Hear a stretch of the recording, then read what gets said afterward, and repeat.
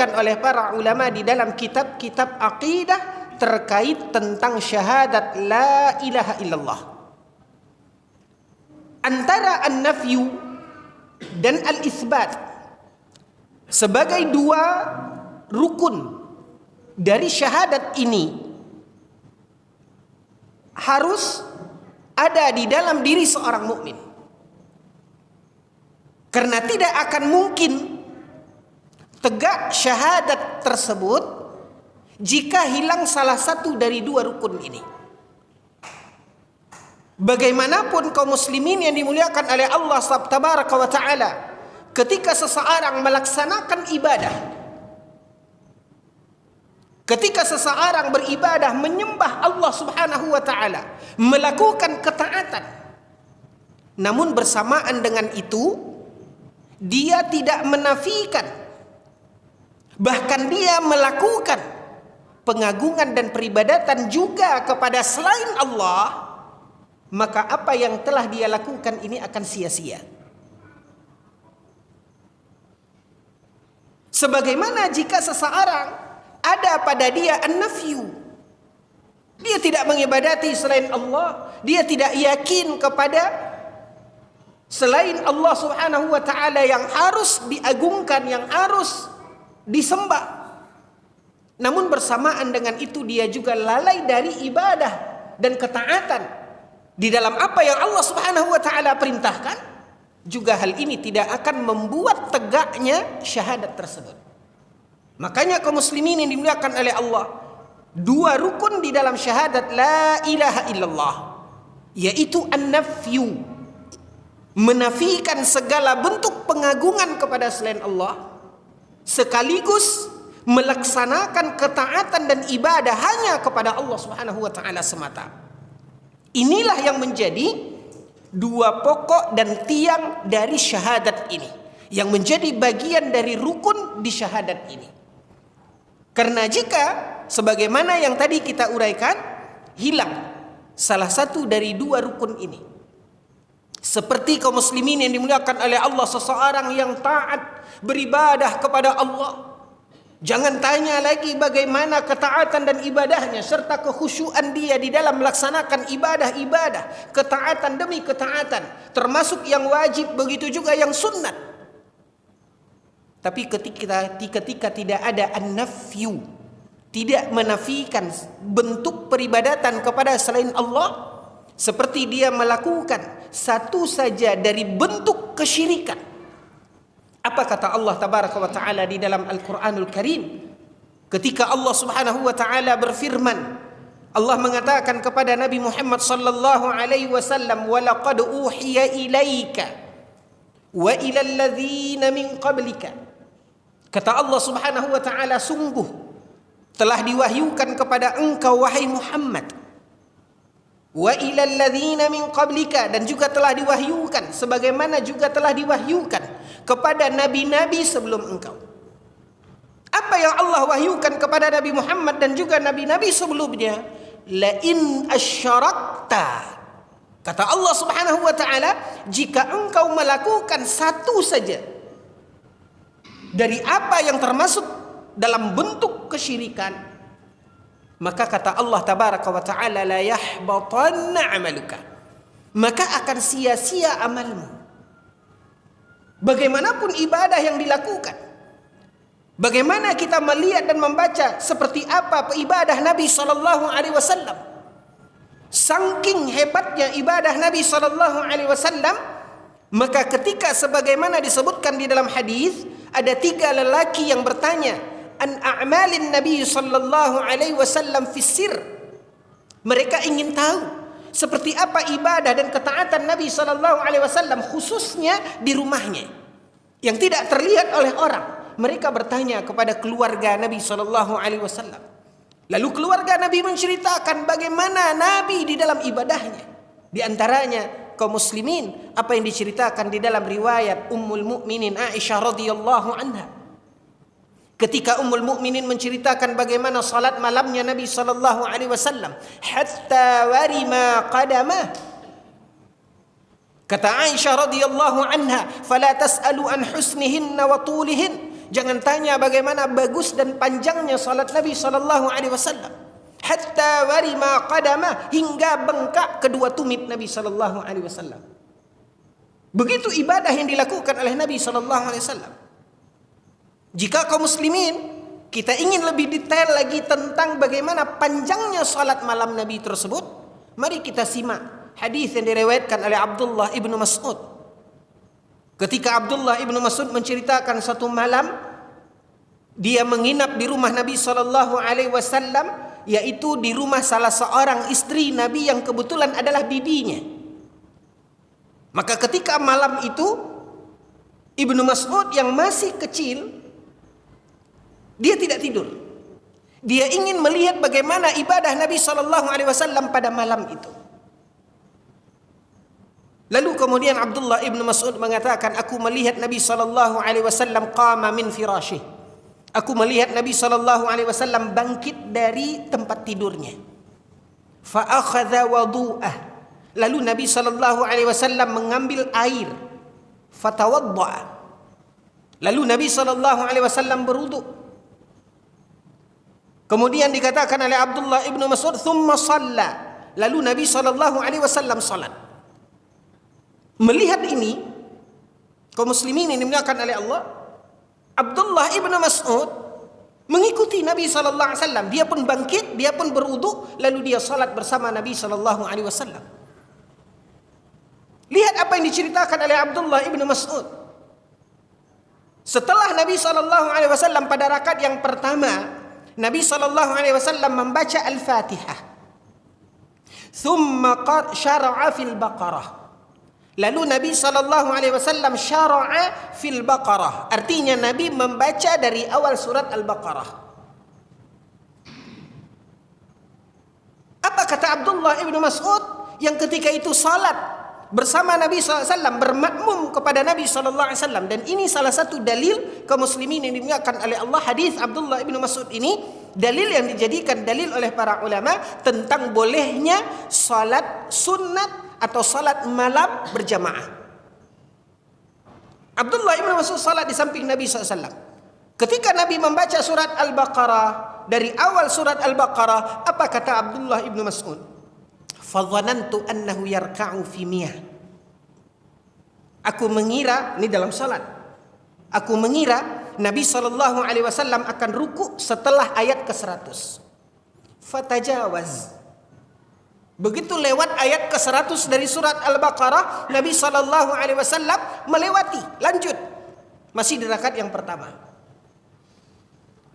Kembali berputar di kepala Abdullah ibnu Mas'ud dan dia mengatakan, fadhanantu annahu yarka'u fi akhiriha. Karena Nabi lanjut kaum muslimin, maka kata Abdullah ibnu Mas'ud, aku mengira Nabi akan ruku pada akhir surat Al-Baqarah. Artinya tuntas surat Al-Baqarah. Semua kita tahu bagaimana panjangnya surat Al-Baqarah. Ternyata setelah akhir dari surat Al-Baqarah, apa kata Abdullah ibnu Mas'ud? Setelah habis surat Al-Baqarah, yang dikira oleh Abdullah ibnu Mas'ud Nabi akan ruku, ternyata Nabi sallallahu alaihi wasallam wa syara'a fin nisa. Nabi melompat. Setelah akhir surat Al-Baqarah, Nabi melompat memulai dari awal surat An-Nisa. Itu terus berputar di kepala Abdullah ibn Mas'ud. Setelah habis surat An-Nisa, kaum muslimin yang dimuliakan oleh Allah, apa kata Abdullah ibn Mas'ud? Juga Nabi belum ruku. Wa syara'a fi Ali Imran. Hadis ini juga dinukilkan oleh Imam An-Nawawi di dalam kitab Riyadhus Shalihin, bab al-mujahadatu fil ibadah. Dikeluarkan juga oleh Imam An-Nawawi, dinukilkan oleh Imam An-Nawawi dalam kitab Riyadhus Shalihin dalam bab perjuangan di dalam beribadah. Dalam beribadah itu butuh perjuangan. Salah satunya hadis ini. Nah, ketika Abdullah ibnu Mas'ud menceritakan itu, saking panjangnya salat Nabi sallallahu alaihi wasallam, dan hadis ini juga kaum muslimin yang dimuliakan oleh Allah dijadikan dalil oleh para ulama tentang bolehnya dalam salat tersebut di satu rakaat kita membaca beberapa surat. Ini dalilnya. Hadis ini juga dijadikan dalil oleh para ulama tentang kaum muslimin ini dimuliakan oleh Allah, bahwasanya ayat yang dibaca di dalam salat tersebut tidak mesti sesuai dengan urutan Al-Quran. Karena hadisnya Al-Baqarah, An-Nisa, Ali Imran. Sementara urutan Al-Quran Al-Baqarah, Ali Imran, An-Nisa. Dijadikan dalil oleh para ulama hadis ini. Nah, kaum muslimin ini dimuliakan oleh Allah, sebagaimana dikatakan berdalil kepada firman Allah Subhanahu wa taala di dalam membaca ayat di dalam salat, apakah itu salat fardu ataupun salat sunat. Yang tidak boleh itu kalau kita baca acak, Pak. Tapi kalau kita membacanya, misalnya di rakaat yang pertama kita baca dari juz Amma, juz 30, lalu pada rakaat yang kedua baca dari surat sebelumnya, tidak masalah. Apa dalilnya? Hadis ini. Sebagaimana dijelaskan oleh sebagian para ulama berdalil dengan hadis Abdullah ibnu Mas'ud. Nah, kenapa Imam An-Nawawi meletakkan hadis ini di dalam bab tentang perjuangan di dalam ibadah, al-mujahadah fil ibadah? Karena Abdullah ibnu Mas'ud menceritakan saking pegelnya Ibnu Mas'ud salat bersama Nabi sallallahu alaihi wasallam. Abdullah ibnu Mas'ud menceritakan hatta waqa'a fin nafsi su'. Sampai-sampai saking pegelnya, kata Abdullah ibnu Mas'ud, sampai-sampai dalam salat itu aku terfikir fikiran buruk. Ditanya oleh orang, Abdullah ibnu Mas'ud, fikiran buruk seperti apa yang terlintas ketika engkau salat itu? Apa kata Abdullah ibnu Mas'ud? Ingin rasanya saya mengibarkan bendera putih, ingin menyerah, ingin cabut, Pak. Tapi tidak, Abdullah ibnu Mas'ud terus al-mujahadah. Ini dia. Makanya Imam An-Nawawi meletakkan hadis Abdullah ibnu Mas'ud ini di bawah bab al-mujahadah fil ibadah. Berjuang dalam melaksanakan ibadah. Letih, susah, apapun pengorbanan yang kita berikan, yang kita lakukan di dalam salat harus dilawan. Sebagaimana Abdullah ibnu Mas'ud melawan fikiran-fikiran yang datang kepadanya untuk membuat dia keluar dari ibadah, menghentikan ibadah. Tidak, dia terus berjuang hingga akhirnya dia pun menuntaskan ibadah bersama Nabi sallallahu alaihi wasallam. Inilah gambarannya, ikhwatal iman. Makanya ketika hal ini ada 3 orang lelaki yang bertanya tentang amal Nabi sallallahu alaihi wasallam fisir, khususnya dalam amal Nabi sallallahu alaihi wasallam ketika Nabi sendiri. Ibadah yang dilakukan oleh Nabi sallallahu alaihi wasallam seperti di rumahnya. Mendengarkan seperti apa ibadah Nabi sallallahu alaihi wasallam, apa kata ketiga orang ini? Mereka melihat dan memandang tidak ada apa-apanya ibadah, ketaatan yang telah mereka lakukan. Masih jauh mereka untuk mengejar Nabi sallallahu alaihi wasallam. Sehingga inilah yang kemudian mendorong mereka berpikir untuk menghabiskan waktu dan hidup mereka untuk ibadah. Yang satu mengatakan, inni sa'asumu wala uftir. Kalau begitu ibadah Nabi, bagaimana mengejarnya? Aku harus puasa terus, jangan tidak pernah puasa.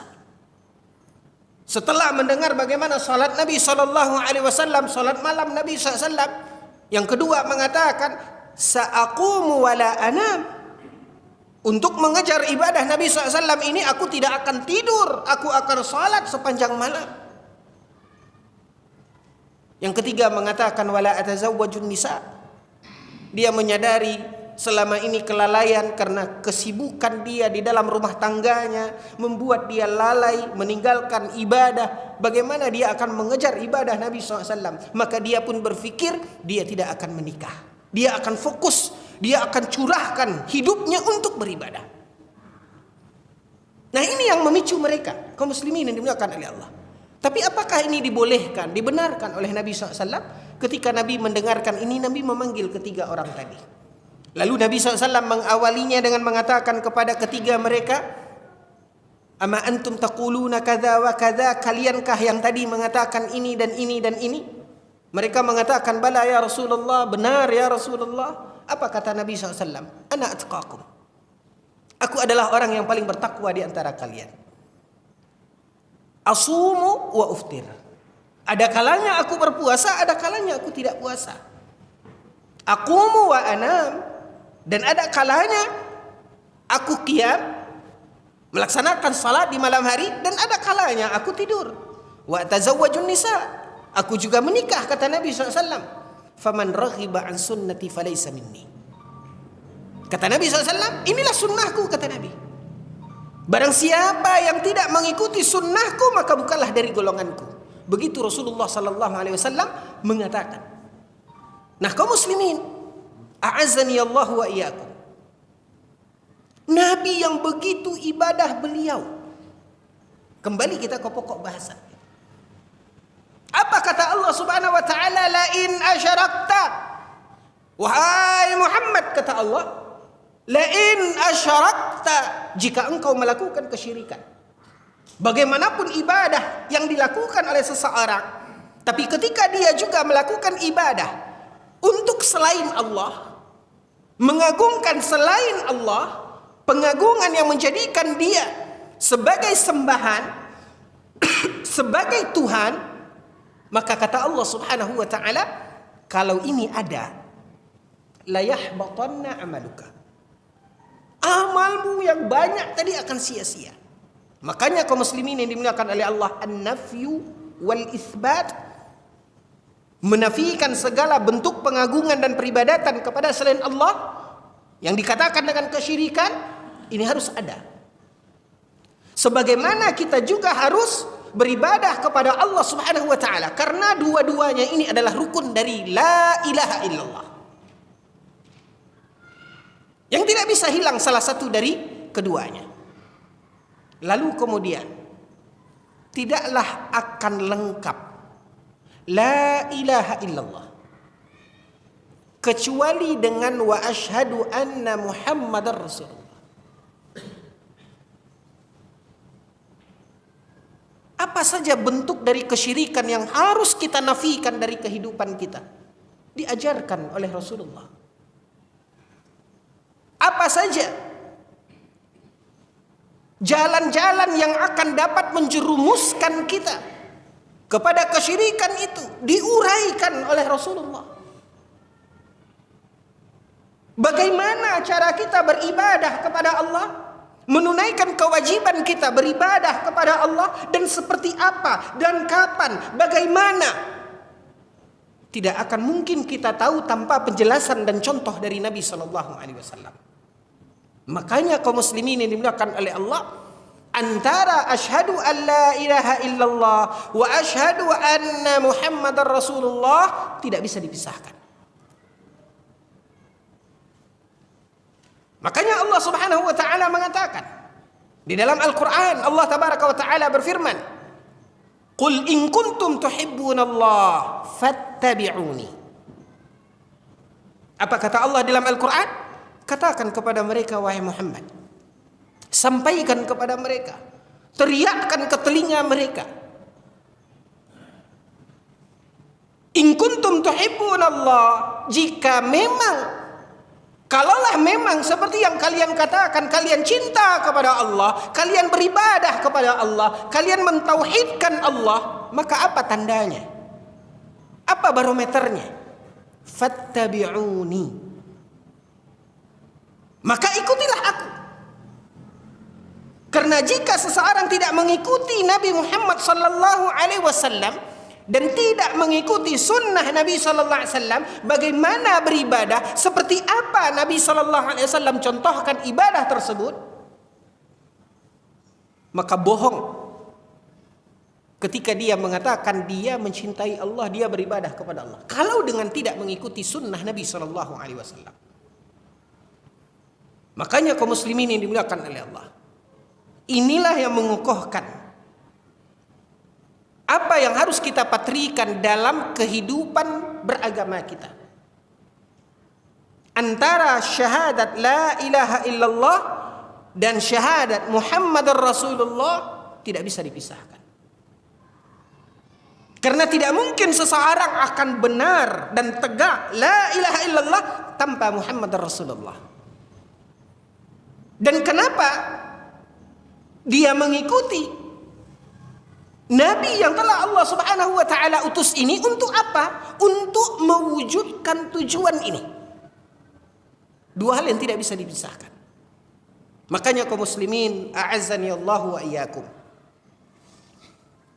Para ulama juga menguraikan tentang syahadat wa asyhadu anna Muhammadar Rasulullah ini.